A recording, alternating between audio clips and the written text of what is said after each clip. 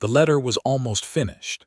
Julia Shelton's hand trembled over the paper, the quill scratching out the last few lines in the amber glow of the oil lamp, and the words she wrote were the most painful words she had ever put to ink. The small bedroom of her rented room above the Crestwood boarding house felt like a coffin closing around her, the walls pressing inward, the night air through the cracked window carrying the distant sounds of redemption, Texas settling into its late evening quiet. She could hear the saloon piano 3 streets over. She could hear the horses breathing in the stable yard below. She could hear her own heartbeat, frantic and hollow all at once, as she formed each syllable of the goodbye she had been rehearsing for 3 weeks. To Marcus Keating, Sheriff of Redemption County, she had written, "By the time you read this, I will be gone from Redemption and from your life entirely. Do not look for me. Do not ask questions of the people I leave behind. What existed between us was a beautiful and terrible mistake, and I carry the whole weight of that mistake on my shoulders alone.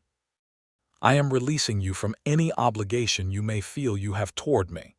I am releasing you from the promises spoken and unspoken. I am releasing you because I love you too completely to let you be destroyed by my secrets, and because the danger that follows me is not something I have any right to bring to your door." She paused at that word, secrets. The ink glistened, still wet, still alive on the page, and she stared at it as though it might rise up and condemn her. Because that was exactly what this was, a dark past that refused to stay buried. A forced choice between 2 lives, one that could save her and one that would cost him everything. She reached for the wax and the small candle she had set beside the inkwell. The knock at the door came like a gunshot. Julia spun from the writing desk so fast her elbow struck the inkwell and sent it spinning toward the edge of the table. She caught it one-handed, her breath gone entirely, her eyes fixed on the door with the kind of wild animal terror that comes not from guilt but from recognition. Because she knew that knock. She had known that knock for 7 months. 3 measured raps, each one deliberate and unhurried, with the patience of a man who had learned long ago that most problems yielded to stillness. "Julia." His voice came through the wood, low and certain. "I can see lamplight under the door. I know you are in there." Her entire body went cold. She looked at the letter, still unsealed, still lying open on the desk with every confession and every goodbye exposed on the page. She looked at the travel bag she had packed and pushed half under the bed.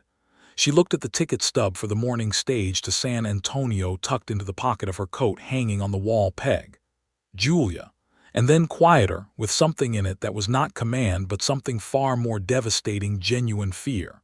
"Please." That one word. That single word from Marcus Keating, a man who had ridden down outlaws, who had faced down armed men in dusty streets without flinching, who had rebuilt the law in Redemption County with nothing but stubborn will and a worn badge. That man saying please to her through a door he could have broken down with one shoulder was the thing that unraveled her completely.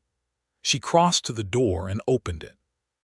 He was still in his work clothes, his dark coat carrying the dust of a long day, his hat pushed back on his head the way he only allowed himself when he was not performing calm but actually feeling it. His brown eyes found her face immediately, then swept the room behind her with the instinct of a lawman, then came back to her face. And they stayed there. He saw the travel bag. She watched him see it. He saw the papers on the desk. He could not read them from the doorway, but he could see the ink still fresh and the unlit wax candle beside the folded letter. The silence between them was not empty. It was so full it was almost audible. "How did you know?" she asked, and her voice came out smaller than she intended. "I didn't," he said. "Not until an hour ago.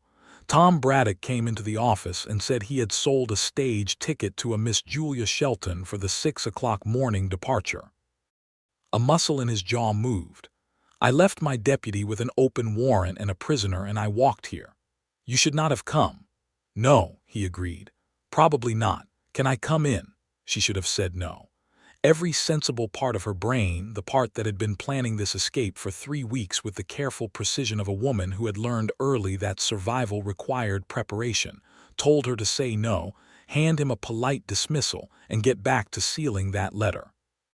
but her body had already stepped backward to make room for him, because her body had not gotten the message that she was trying to save his life. He walked in, and she closed the door. He did not look at the letter. He kept his eyes on her, which was somehow worse. "Do you want to tell me?" he said. "I told you in the letter you haven't sealed yet." She wrapped her arms around herself. "I was about to." "I know," he said quietly. "That's why I ran." And there it was, the whole world compressed into that sentence. He had run. Marcus Keating, who never ran, who walked into every crisis with the steadiness of bedrock, had run 3 blocks through the dark streets of Redemption, because he was afraid of what she might seal inside an envelope and leave for him to find in the morning. That was the moment Julia understood, with the devastating clarity of something she had been refusing to look at directly for months, that she was not the only one who was in love here.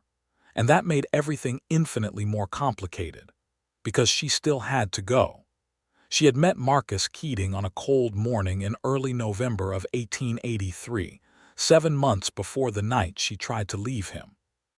She had arrived in Redemption, Texas on the afternoon stage from Austin, carrying 2 bags, a leather satchel of books and papers, and a letter of introduction from a Reverend Harold Finch who had vouched for her teaching credentials. The town of Redemption sat in the broad basin of Crestwood County, about 60 miles north of the Rio Grande, a working town of roughly 800 souls, built around a cattle shipping operation, and the modest dreams of people who had come west looking for something better than what they had left behind. It had a main street, a church, a school, 2 saloons, a general store, a livery, a doctor's office, and a sheriff's office that the town council had spent real money on because Redemption had gone through 4 sheriffs in 6 years, and they were tired of funerals. Marcus Keating had been the 5th sheriff, appointed 2 years prior, and he was still alive, which the town council considered an unqualified success. Julia had not been planning to meet the sheriff when she arrived. She had been planning to get to the schoolhouse, inspect her new accommodations, and begin the process of establishing herself as exactly what her letter of introduction said she was: a qualified schoolteacher with 8 years of experience, a quiet woman of reasonable temperament and no troublesome history. The troublesome history had other ideas. She had stepped off the stage into the main street dust and immediately walked into what turned out to be the conclusion of a confrontation between a drunken cattle drover named Ed Pollock and a Mexican horse trader named Felipe Morales over the price of a roan mare. The confrontation had progressed to the stage where Pollock had his hand on his revolver, which was the stage that brought Marcus Keating out of his office at a deliberate walk, his own hands entirely empty and relaxed at his sides. Julia had seen lawmen handle situations like that before, and she had generally seen them handle it by putting their own hand on their own gun. What she had not previously seen was a lawman walk directly between 2 armed and angry men and begin talking with the quiet authority of someone who had nothing to prove, because he had already proven it. She had stood on the boardwalk with her bags at her feet and watched Marcus Keating talk Ed Pollock down off the edge in about 4 minutes. Not by threatening him, not by humiliating him, but by finding the precise thing the man actually needed to hear in that moment and saying it plainly. She had remembered thinking that was the most impressive thing she had seen a man do in years. He had noticed her watching when it was over, and he had touched the brim of his hat, just a brief automatic courtesy, the way a man does when he realizes a woman has seen him doing his job. She had nodded back, picked up her bags, and gone to find the boarding house. She had not expected to think about him again. She thought about him constantly. The schoolteacher and the sheriff crossed paths in the way that people cross paths in small towns, which is to say frequently, and with the particular forced intimacy of a community where everyone knows each other's business, whether they want to or not. He came to the schoolhouse in December to speak to the children about respecting property and the law, which she had organized as a civics lesson, and she had sat at the back of her own classroom listening to him answer the children's questions with a directness and a genuine patience that she found unexpectedly moving.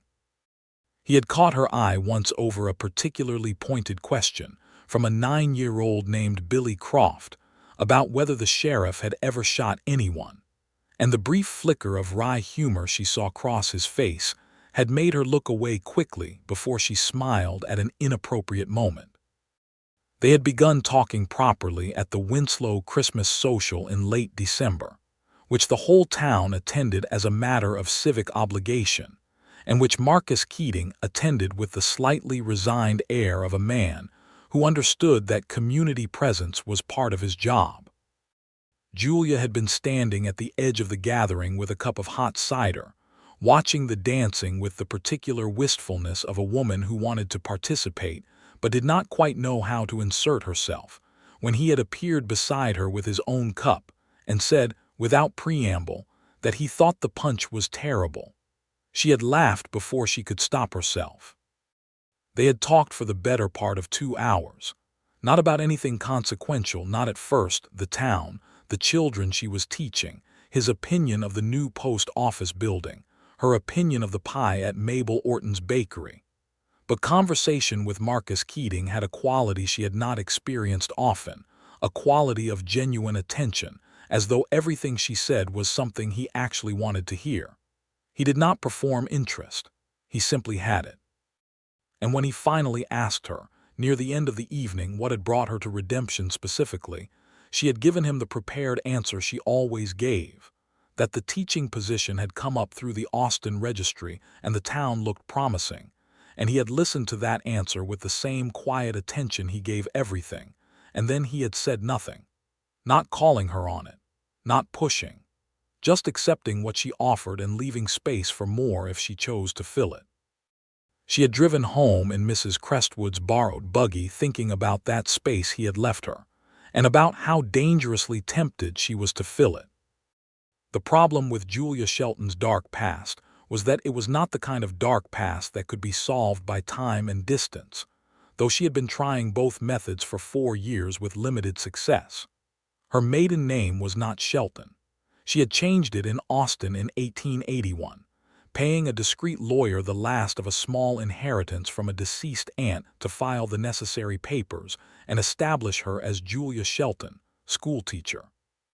Before that she had been Julia Harrow, and before that she had been Julia Marin, which was the name she had been born with in Galveston in 1858, and the name she had carried for the first 20 years of her life.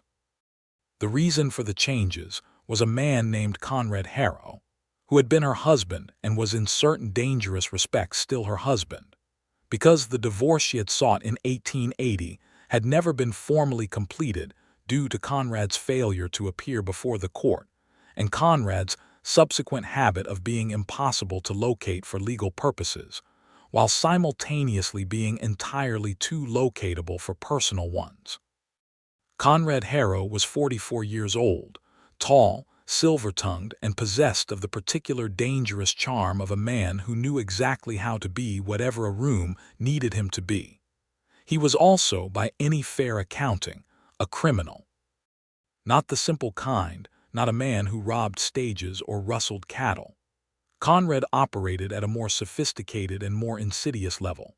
He was a confidence man, a forger, a manipulator of documents and people, who had spent the better part of the 1870s building a network of fraudulent land deals across 3 Texas counties that had ultimately cost honest families their savings, and in several cases their homes.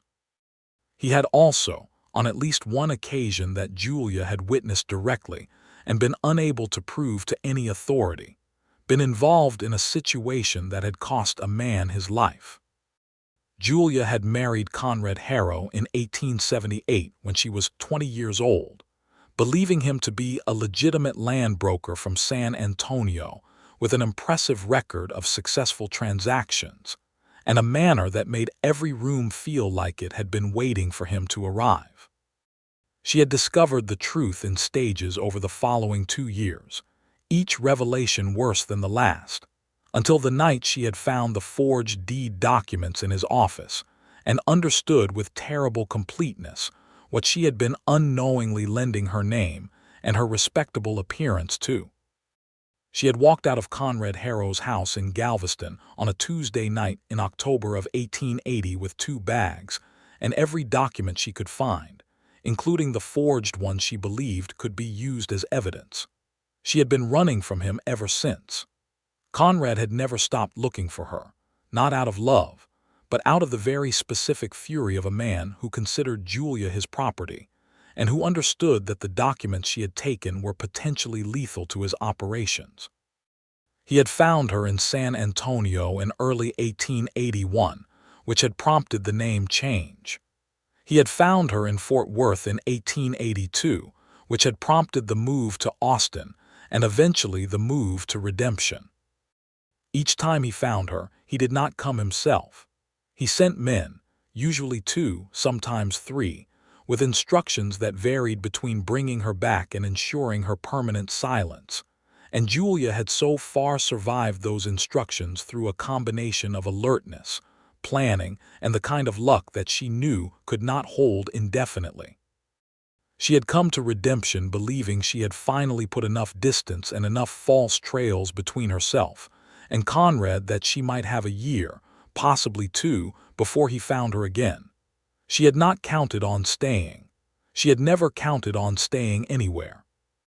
She had not counted on the particular quality of Marcus Keating's attention, or on the way the children in her classroom had begun to feel like something worth staying for, or on the way Redemption itself had begun to feel, in its rough and honest way, like a place a person could actually live. She had certainly not counted on falling in love. The falling had happened so gradually, and so inevitably, that she had almost missed the moment when it crossed from deep respect and genuine warmth into something that had no safe name. She thought it might have been on a March afternoon when he had come to the schoolhouse with 2 of his deputies to repair a section of the roof that had been damaged in the winter storms, not because it was his job or his obligation, but because Mrs. Crestwood had mentioned to him, in passing, that the schoolhouse needed fixing, and the town council was slow to respond. He had spent the better part of a Saturday on that roof with his coat off and his sleeves rolled up, and she had brought out coffee and sandwiches at midday, and they had sat on the front steps together in the pale spring sunshine, while his deputies ate their lunch inside, and Marcus had told her, quietly and without any particular bid for her sympathy, about growing up on a cattle operation in East Texas where the roofs were always needing fixing, and there was always more work than there were hands to do it. It was the first genuinely personal thing he had volunteered about himself, and she had recognized it for what it was, an offering, a small, deliberate opening of a door. She had wanted so badly to walk through it.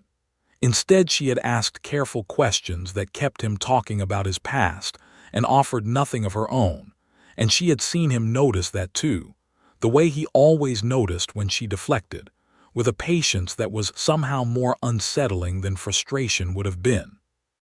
By April, they were walking together on Sunday afternoons, a habit that had begun when he had encountered her returning from the church service.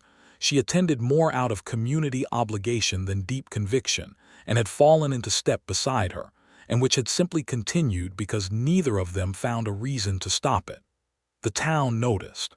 Small towns always notice. Mrs. Crestwood gave her a knowing look at breakfast.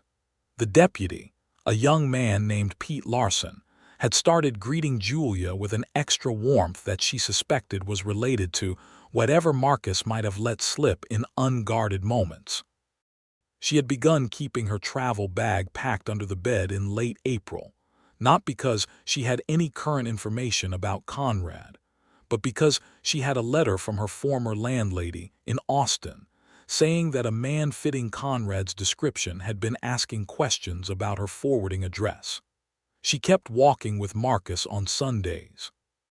She kept packing the bag at night and unpacking it in the morning, unable to commit entirely to leaving something she was not yet ready to give up.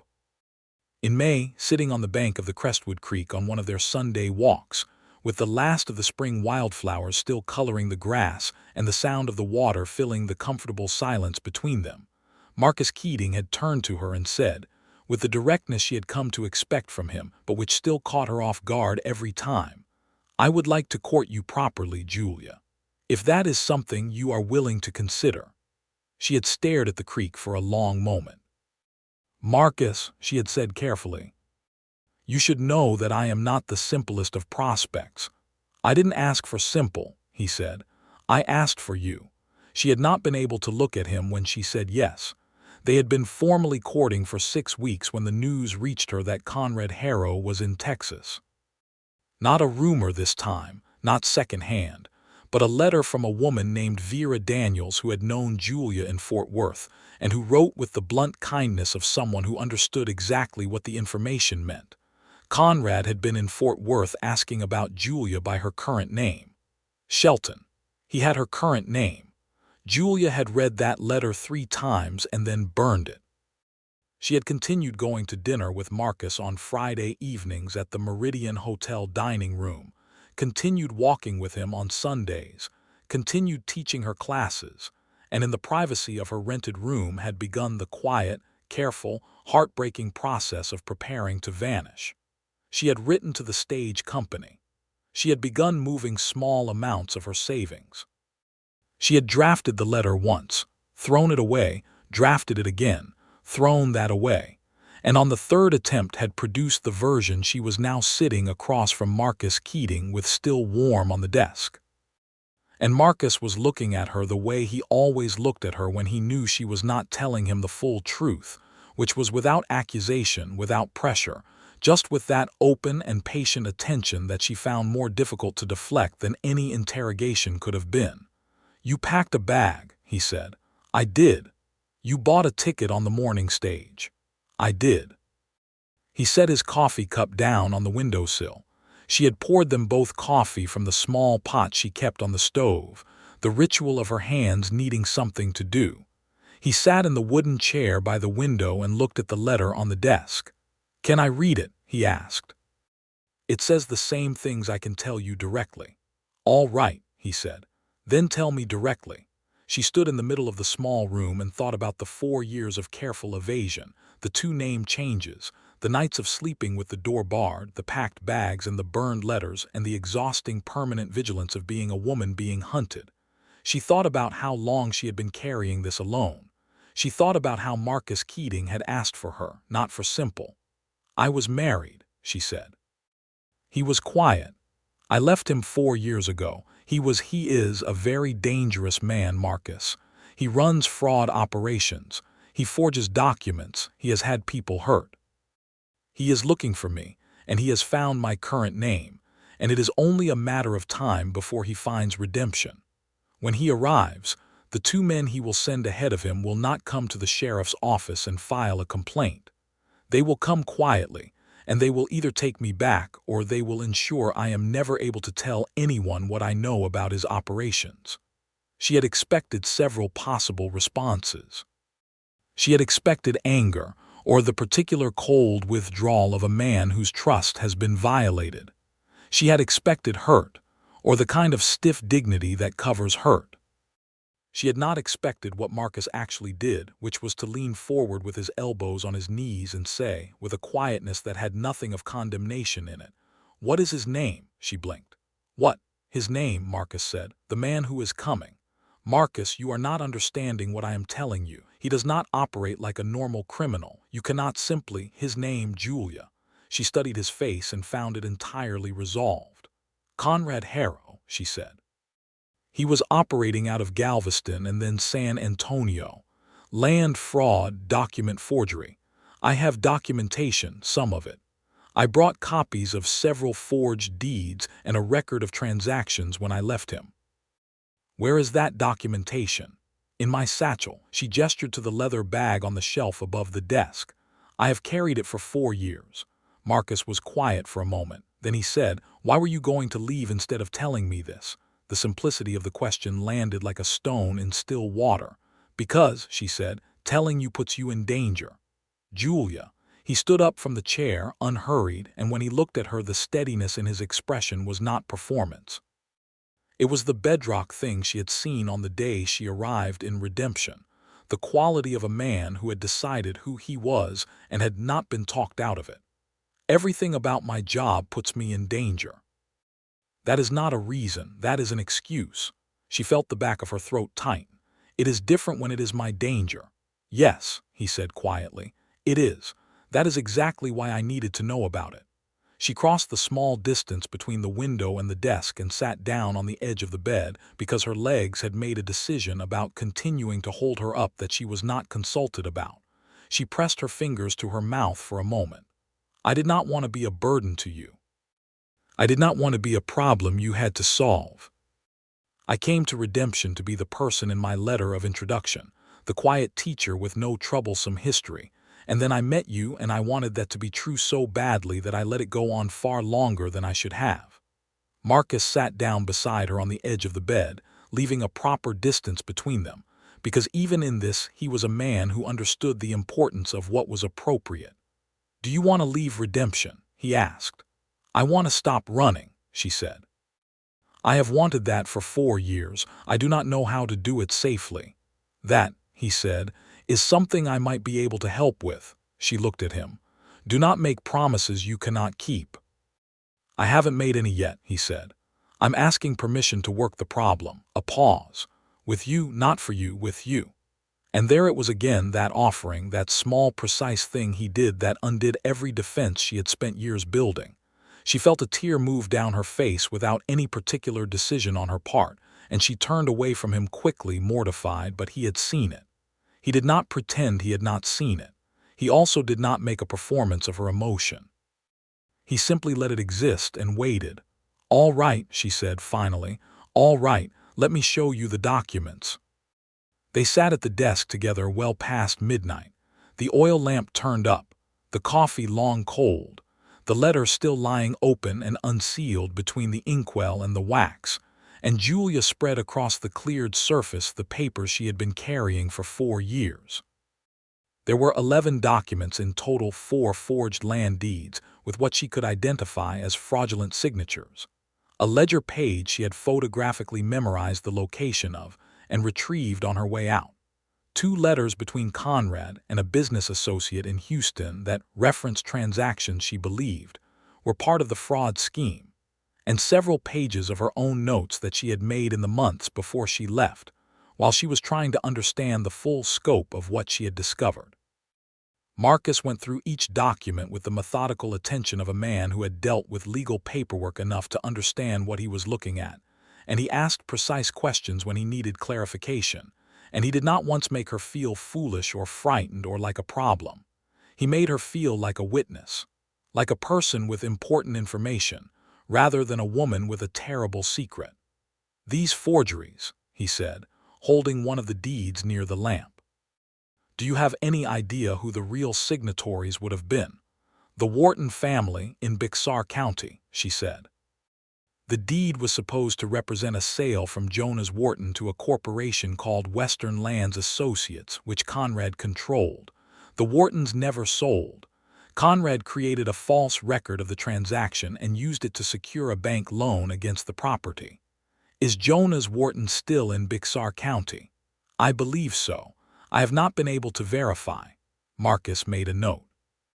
He had found paper in his coat pocket and a pencil, the tools of a man who was accustomed to being asked to remember things at inconvenient hours.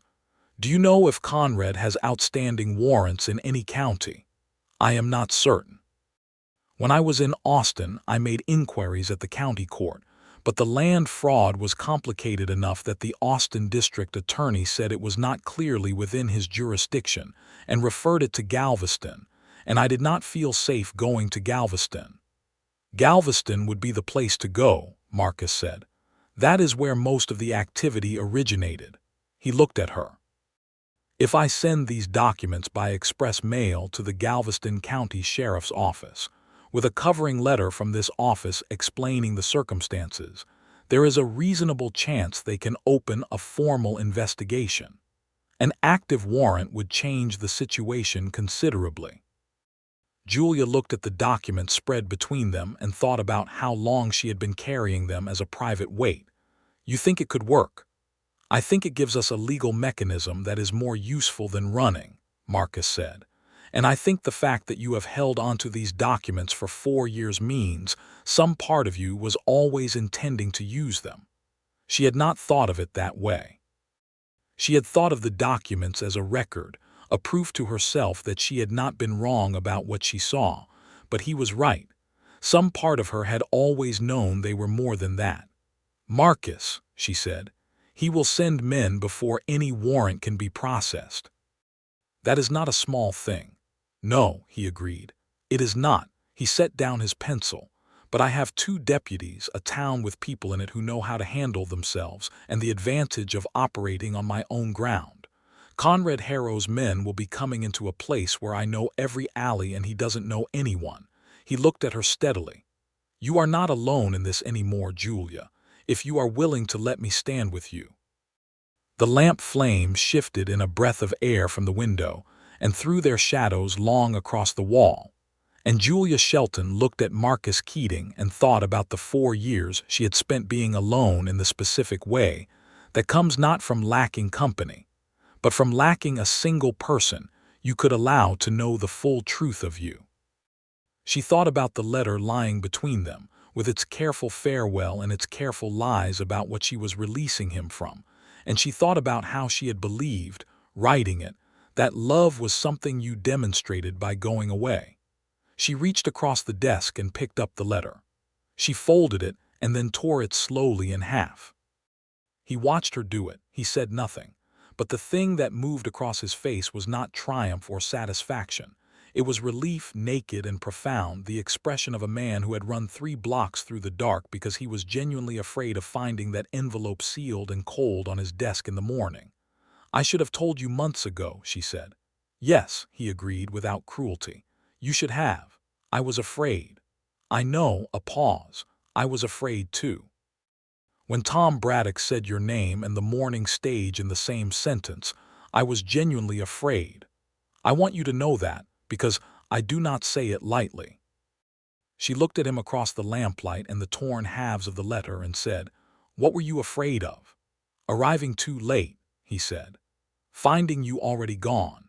He looked at the table's surface for a moment, and when he looked back at her, his expression had the particular quality of a man choosing his words with care, not because he was unsure of the feeling, but because the feeling was large enough that it deserved precision. I have not said this to you yet because I was trying to be patient and give you the time you seem to need to trust me. But I am going to say it now, because I think you should know it before you make any more decisions about what is good for me or not good for me. He met her eyes. I love you, Julia. I have loved you since probably February, when I watched you handle Billy Croft's broken arm in the schoolyard with more composure than most men I have worked with could manage, and I have been trying not to push you toward a commitment you were not ready for. But you do not get to make decisions about my safety based on your feelings for me without telling me what those feelings are, so I am telling you mine. The room was very quiet. Julia Shelton, who had been running for 4 years, who had been careful and controlled and self-contained because she had learned the hard way that vulnerability was a luxury that got people hurt, felt all of that careful control dissolve like sugar in rain. I love you too, she said. I have for months.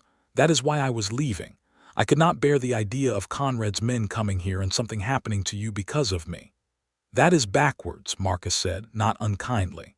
I know, she said. I know it is backwards. I had it all worked out very logically at 2 in the morning, and it made perfect sense. The corner of his mouth moved. Plans made at 2 in the morning often do. She laughed, and the laugh cracked open something in her chest that had been sealed tight since April, and she pressed her hand over her mouth. But she was laughing and crying at the same time in a way that was mortifying, and also, apparently, something she had been needing to do for quite some time.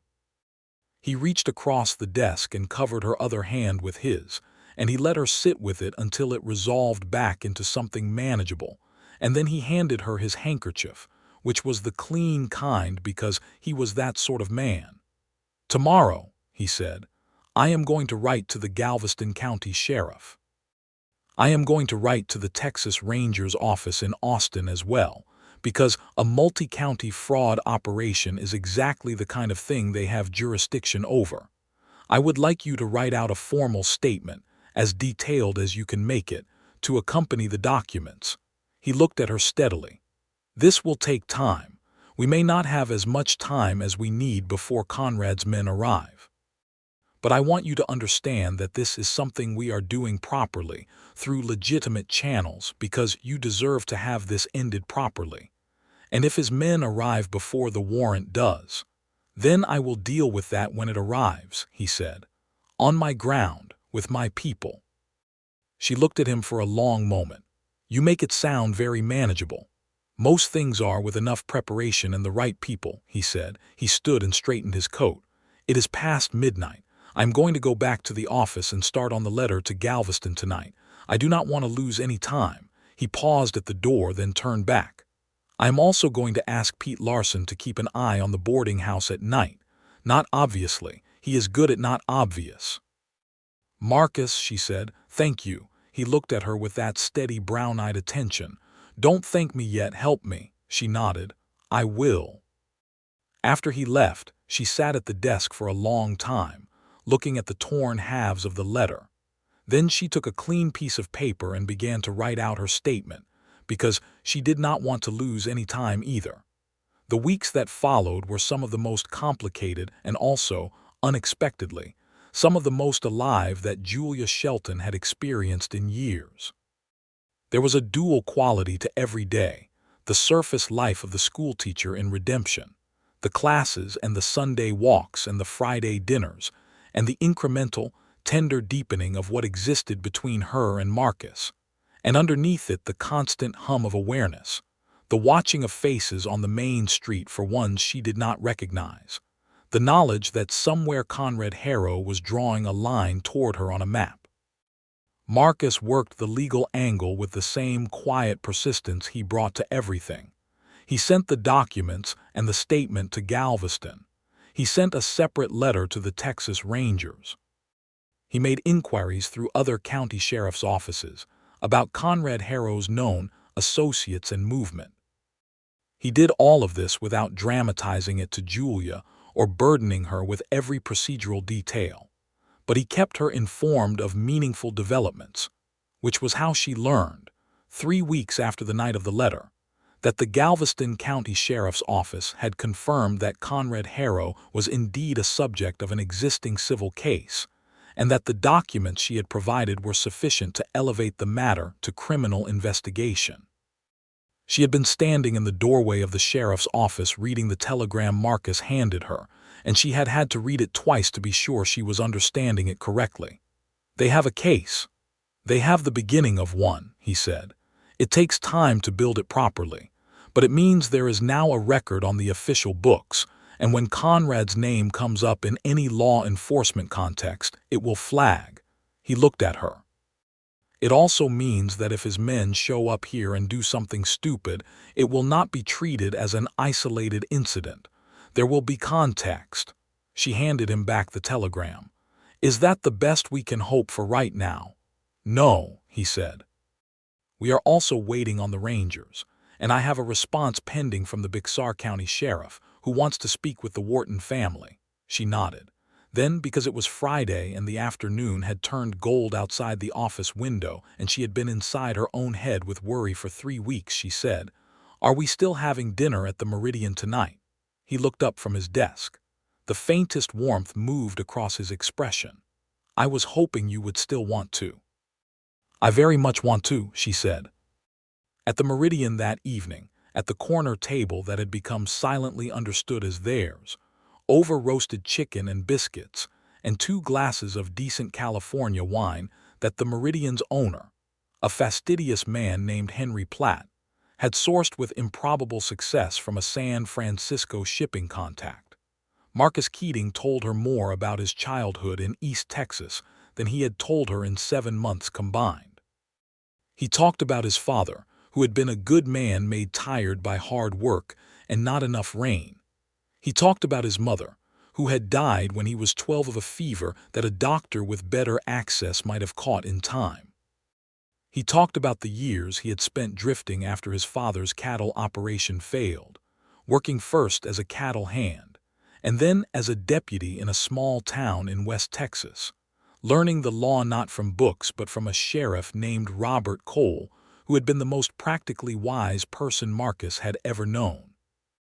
Julia listened with all of herself, the way she had wanted to listen for months without allowing herself to, and she found in what he told her a coherence, a through line, a man who had grown up understanding loss and had decided very deliberately that the right response to loss was not bitterness but purpose. That was what the law was for him, not authority, purpose. When he finished talking, he looked at her across the table with a slight expression of having said more than he usually said, and she recognized the vulnerability in it because she had felt it herself every time she opened up a door to him, and she reached across the table and covered his hand with hers. "Thank you for telling me," she said. "You told me yours," he said. "Seemed fair." They walked back through the evening streets of Redemption afterward with the easy proximity of two people who have stopped pretending they are not exactly where they want to be. And at the door of the boarding house, he stopped and turned to her and said, with the characteristic precision of a man who understood that some things should be said correctly the first time, "I want you to stay, Julia. In Redemption. After this is resolved. I want you to stay permanently." The word permanently sat in the warm evening air between them. "Are you asking me to marry you?" she said. "I am asking you to consider that as a possibility you might want," he said. "I am not asking you to answer tonight. I am asking you to know that it is something I want to ask properly, when the time is right." She looked at him in the last of the evening light, this steady, patient, remarkable man who had run 3 blocks in the dark because he was afraid of losing her, and she thought about how strange and unlikely it was that she had found him, that redemption had given her both the thing she was running from and the thing that made her want to stop running. "I would like that very much," she said quietly, "when the time is right." He smiled, a full actual smile that she did not see often enough and which altered his face in a way she found unreasonably compelling, and he touched the brim of his hat and said good night. And she went inside and stood in the hallway for a long moment feeling something she had almost forgotten was possible, which was the sensation of things moving towards something instead of away from something. Conrad Harrow's men arrived on a Thursday morning in late July, which was 3 weeks after the letter from Galveston and 4 weeks before the Texas Rangers' formal response, and they arrived the way Julia had told Marcus they would, quietly. Pete Larson spotted them first, which was his job and which he did with commendable efficiency.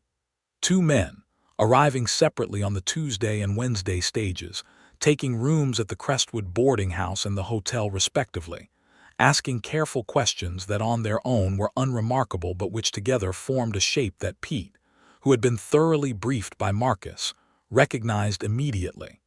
He reported to Marcus on Wednesday evening, and Marcus made his preparations overnight. Julia was teaching her morning arithmetic class when Marcus knocked on the schoolhouse door and asked to speak with her outside. The look on his face was controlled and calm, but she knew him well enough now to read what was underneath it. "They're here," she said before he could speak. 2 men, he confirmed. "Pete has identified them at their lodgings. They have not moved yet this morning, which suggests they are still in the watching phase." He held her eyes. "I need you to stay in the schoolhouse today. I have asked Mrs. Orton's husband, Daniel, to come and be here with you. He is a reliable man and a decent shot, and he owes me a significant favor." "What are you going to do?" "I am going to go and have a conversation with 2 men who have arrived in Redemption on someone else's business," he said. "I am going to do this with both deputies present and in a legally defensible manner." "Marcus," she said because she could not help it, because the fear for him was exactly what she had been trying to prevent by leaving.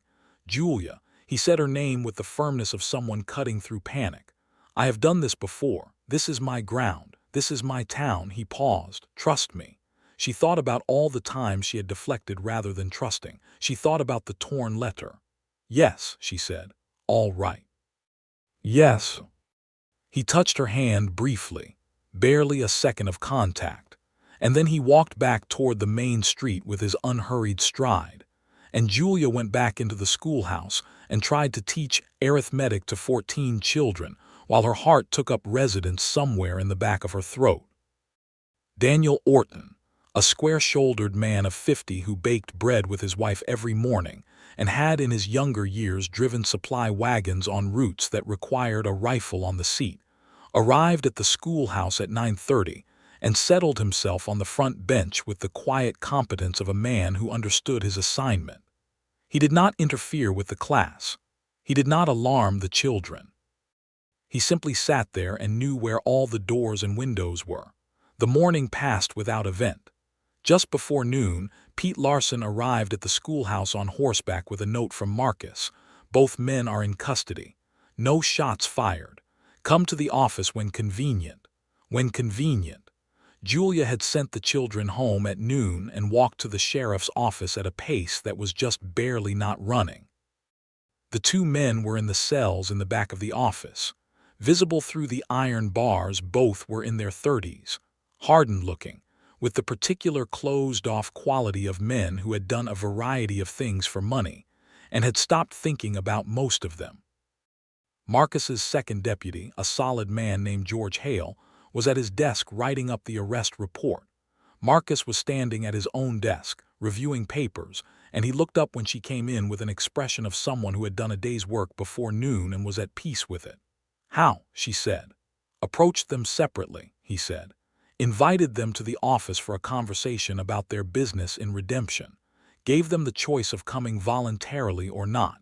He glanced toward the cells. One came voluntarily. The other required a little more persuasion, but George was helpful on that point. "What are you holding them on?" "Carrying concealed firearms within town limits to start," he said, "which is a genuine violation of the town ordinance we passed in March. More useful is the fact that one of them, when invited to explain what brought him to redemption, provided a story that contained 3 specific and verifiable lies about his prior whereabouts, which is consistent with someone operating under instructions rather than arriving of his own accord." He picked up one of the papers. "His name is Carl Denning.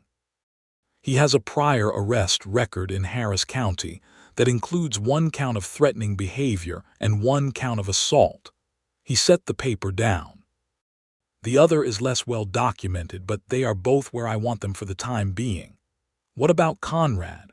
Marcus's expression shifted just slightly into something more careful. "We sent a wire to the Galveston sheriff first thing this morning describing the situation. We are waiting on a response." He looked at her directly. "Conrad Harrow is not in Texas currently, according to the information we have. He was last verified in Louisiana, which suggests he is staying at a distance and using intermediaries." "That is his usual way," Julia said. "Then we change the calculation so that sending intermediaries stops being useful to him," Marcus said. "His men are in custody. The Galveston investigation is progressing. The Rangers responded yesterday." He held up a separate telegram she had not seen, confirming that Conrad Harrow is now under active investigation for multi-county fraud, which includes an outstanding request to the Louisiana authorities to locate and detain him for questioning. He looked at her.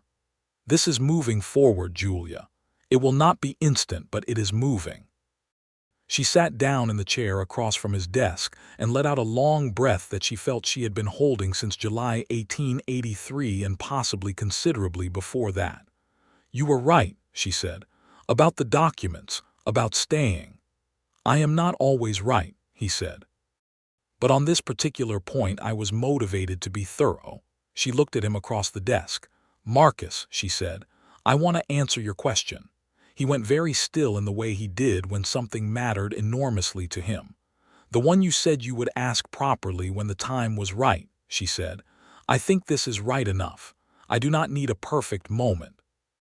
I have been waiting for a perfect moment for 4 years, and what I have learned is that the perfect moment is a fiction, and the real thing is always more complicated and more valuable." She held his eyes. "Ask me." He came around the desk and he stood in front of her, and Marcus Keating, the most deliberate and unhurried man she had ever known, did not manage to be entirely deliberate or unhurried in that moment. His voice, when he spoke, was steady, but the steadiness cost him something. "Julia Shelton," he said, "would you do me the honor of marrying me?" "Yes," she said. And then, because she had spent enough time on careful understatement, "Yes, without any reservations. Yes."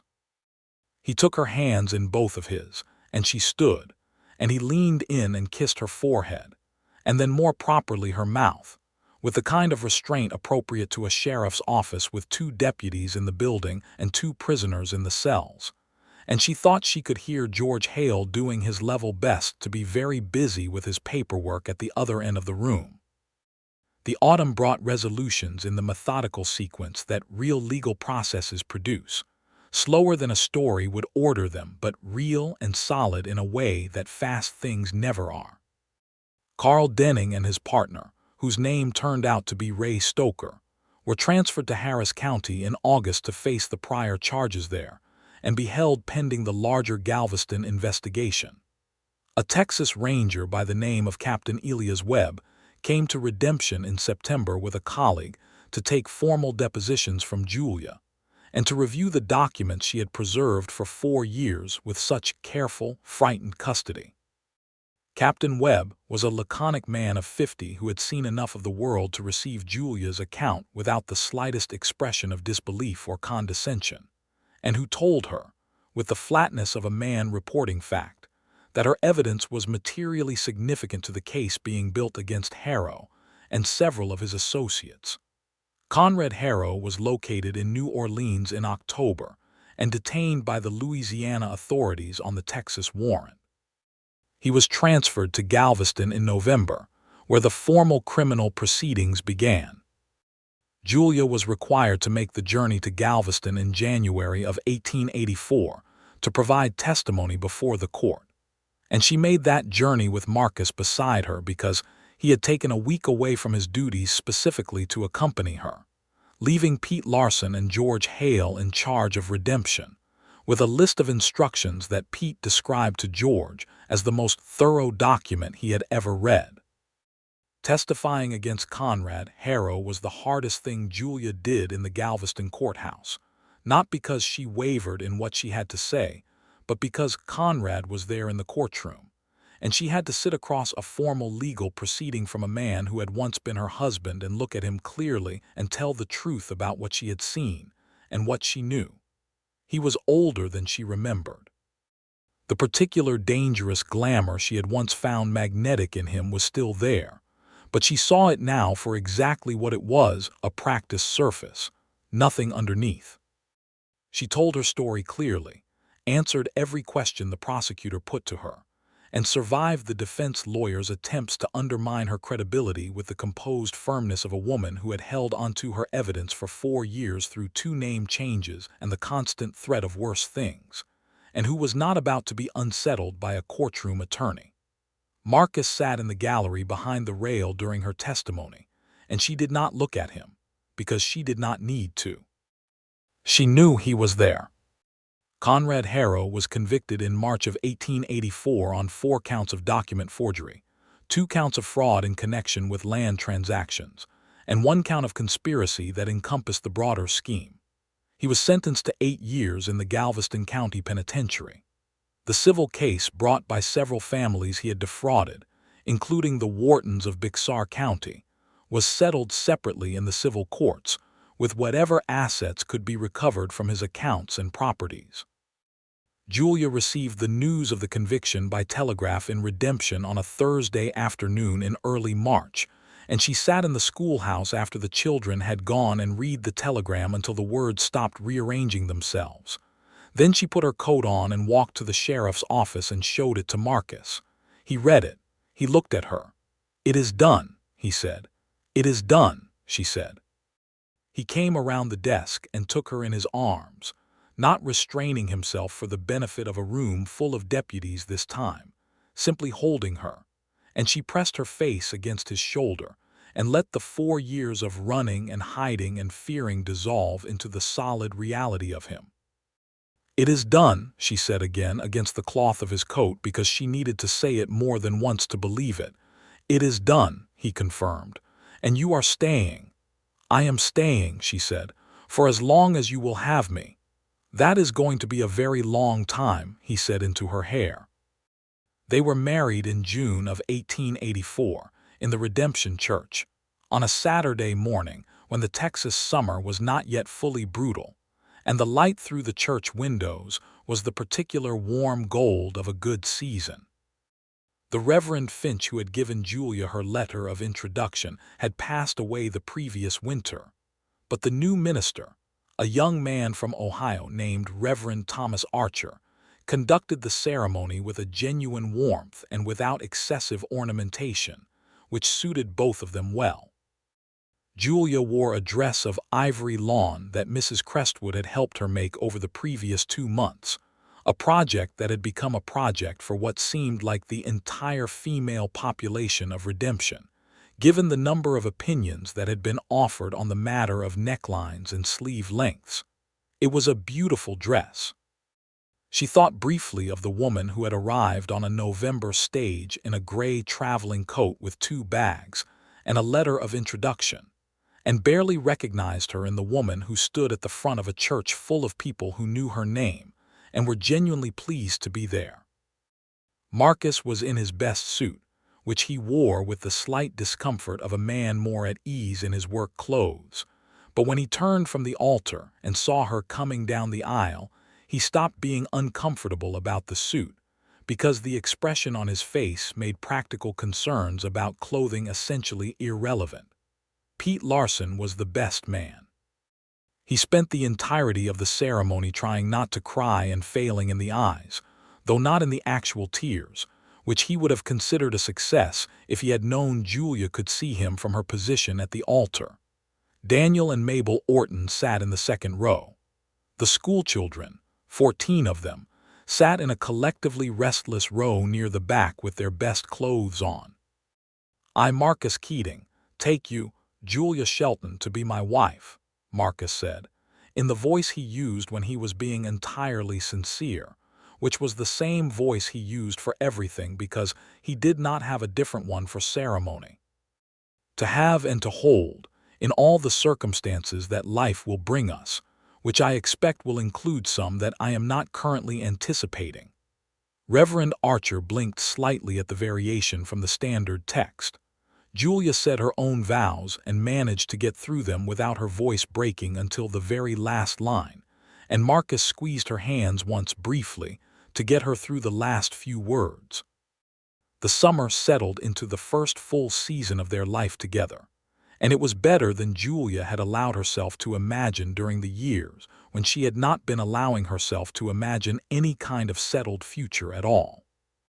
They took the old Heller house on the east end of town, a solid 2-story structure of pale limestone that had been empty for 18 months and needed considerable work, and which Marcus had purchased in April with the savings of a man who had lived modestly for 2 years, because he had been planning ahead in a direction he had not stated aloud.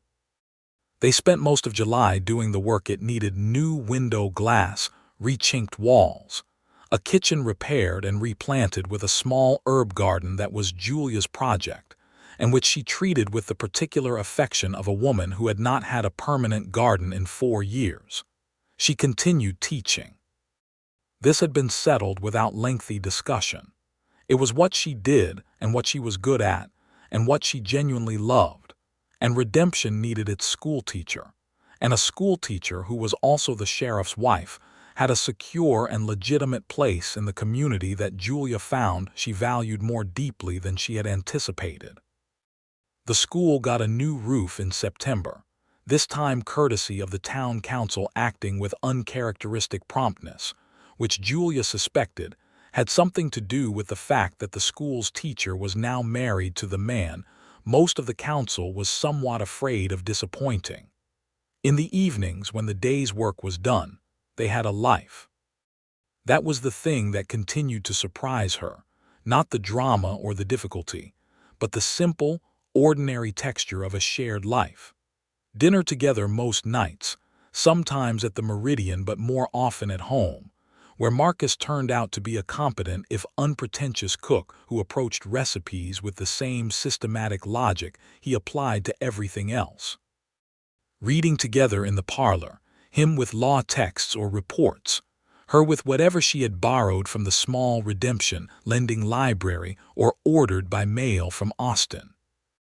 Sunday mornings in church, Sunday afternoons on walks along the creek where he had first told her he wanted to court her properly, the same route, now carrying different weight. He was, she discovered in the accumulated evidence of daily living, a deeply thoughtful man about the things that mattered. He noticed when she was tired before she acknowledged it herself. He brought her coffee on mornings when she had been up late with lesson preparation. He listened to her talk about her students with the same quality of attention he gave everything, genuinely interested in the small dramas and achievements of 14 children he had also come to know by name. She was, she hoped, good for him in complimentary ways. She was an honest sounding board when he came home troubled by a difficult case or a conflict in the community, not soft-pedaling the hard questions or offering false comfort, but engaging with the actual problem alongside him. She brought warmth to a house that had been, by his own account, fairly bare before her books on shelves, color on the kitchen windowsill, the comfortable clutter of a life being lived rather than maintained. She made him laugh more than he probably did otherwise, which she considered one of her finer contributions to the enterprise. By October she knew she was expecting their first child, a fact she had known privately for 2 weeks before she told Marcus one evening over the supper table, watching his face with the particular pleasure of knowing him well enough to read exactly how the information landed. He was very still for a moment. Then the full smile arrived, the one that altered his face and that she never tired of seeing. "Are you all right?" was his first question. "I am very well," she said. "Dr. Hennessy says everything is proceeding normally. You have already spoken with Hennessy 2 weeks ago." He looked at her with the slight exasperation of a man who has been the last to know something that very much concerned him, and she gave him a look back that suggested she had wanted to be certain before alarming him. "How do you feel about it?" she asked. He got up from the table and came around and took both her hands, standing in front of her the way he had in the sheriff's office the day she had told him to ask her. "I feel," he said, "that this is the best news I have received since you tore up that letter." She stood and kissed him, and he held her for a long moment in the kitchen, with the supper getting cold on the table and neither of them being especially concerned about it. Their son was born in May of 1885, in the limestone house on the east end of Redemption, with Dr. Hennessy attending, and Mrs. Crestwood and Mabel Orton both present in the capacity of women who had successfully navigated this territory and refused to be excluded.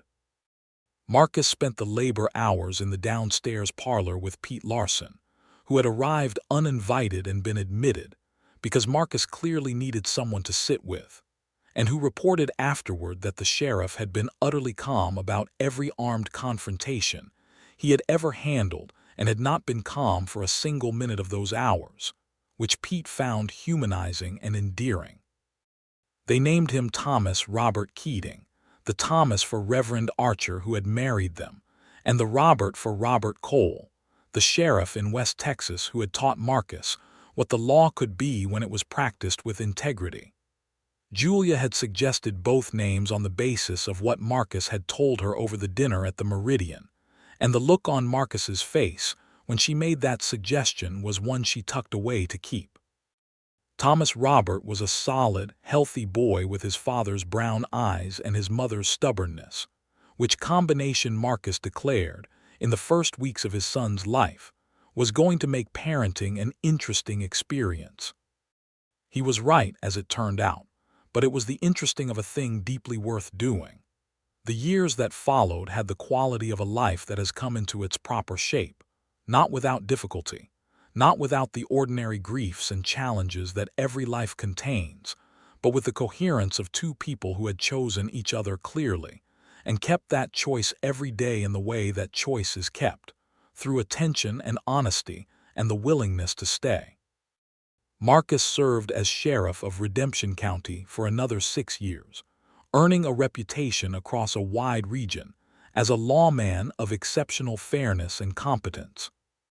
When he finally decided to step aside from the position in 1891, it was at the instigation of the county government, who offered him the role of county judge, a role for which his years of practical legal experience had prepared him considerably better than a formal legal education might have done without it. He accepted the position with the characteristic deliberateness of a man who had thought it through from every angle and concluded it was the right next thing.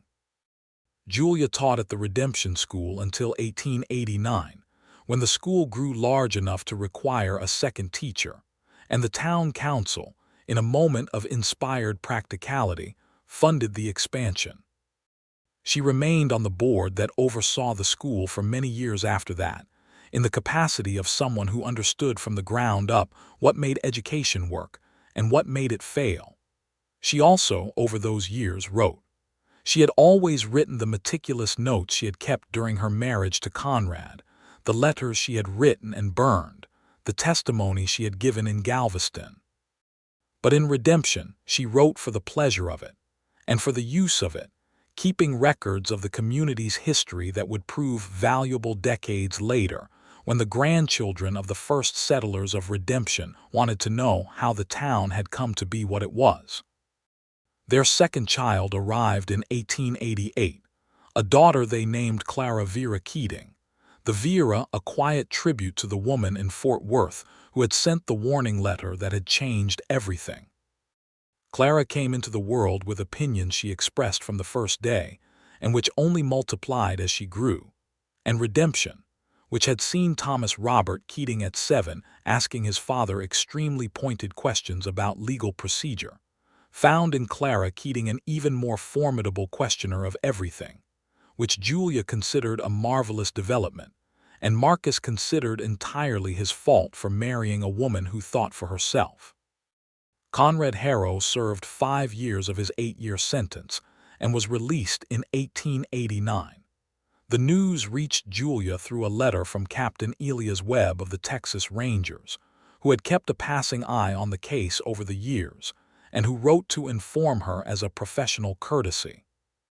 Julia read the letter and felt not the old panic, not the old fear that had lived in her for so long she had forgotten what its absence felt like, but a kind of settled watchfulness, the way a healed wound feels when the weather changes. She showed Marcus the letter that evening, and he read it carefully. "Do you want to take any precautions?" he asked. "I want to live my life," she said, "which I am doing." Marcus looked at her over the letter. "Webb says he is believed to have moved to Colorado." "Colorado is quite far from Redemption," she said. "It is," he agreed. "He is a 60-year-old convicted forger with no money and no network," she said. "He spent 5 years in prison. I am 31 years old with a home and a family and a life. I think on balance the fear is not warranted." Marcus set the letter down on the desk. "I think you are right," he said. "I also think that is one of the bravest sentences you have ever said." She looked at him. "I have said some brave things." "You have," he agreed. "I have a comprehensive list." She laughed, and he laughed, and they put the letter away in the desk and went back to the business of their evening, which included Thomas Robert needing help with his geography lesson and Clara needing to be persuaded that bedtime applied to her as thoroughly as it applied to everyone else. The house on the east end of Redemption expanded over the years in the way that houses expand when they are lived in well. A room added when Thomas arrived. A proper study added when Marcus's workload as judge required somewhere to think clearly. A porch that Julia had advocated for since 1885, and that Marcus finally built in 1892 with help from Daniel Orton and Pete Larson, who were by then both settled family men in Redemption, and who treated the Keating house with the easy familiarity of people who had witnessed a love story from its beginning, and felt a proprietary warmth toward its continuation.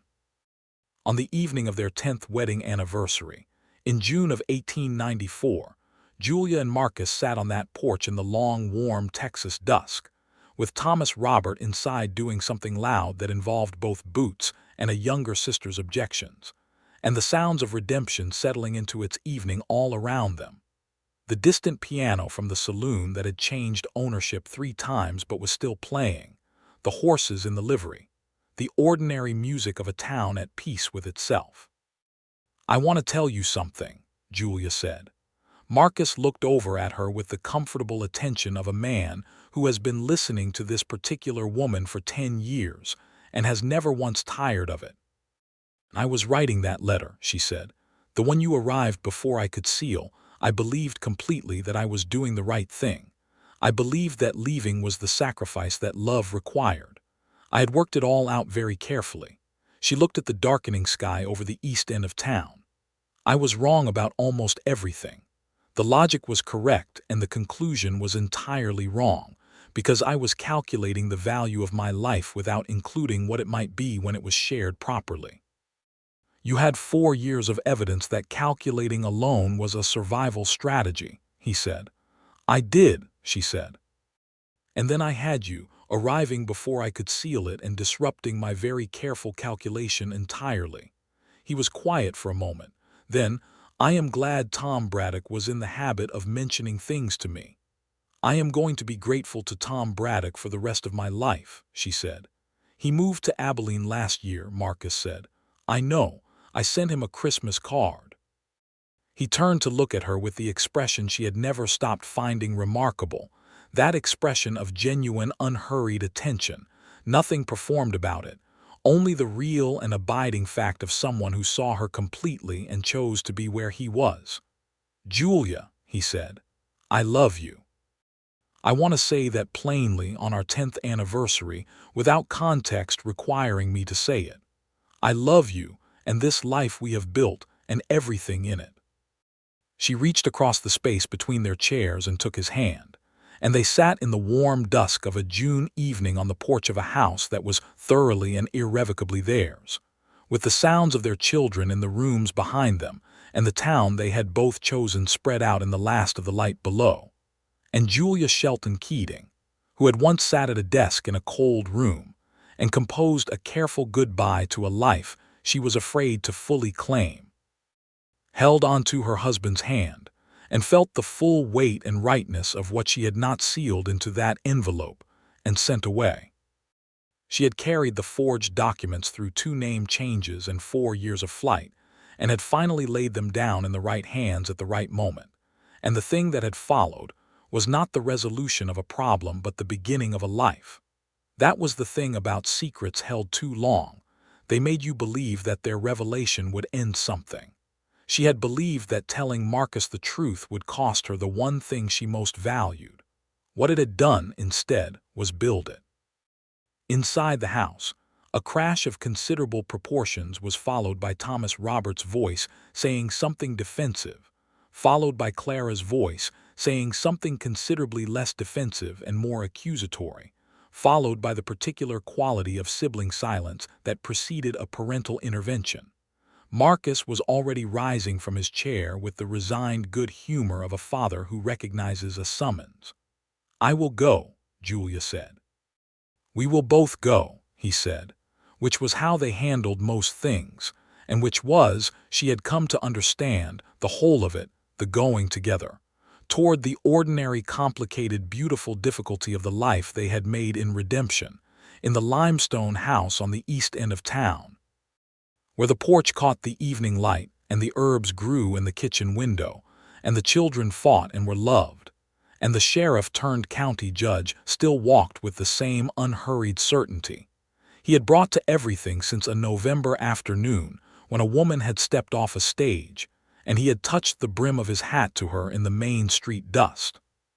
She took his offered hand as they went inside, and the door of the house closed on the summer evening, and the lamp was lit in the parlor, and redemption settled into its quiet dark, and in the limestone house on the east end of town, the life that had almost been sealed into an envelope and given up continued, warm and full and entirely whole.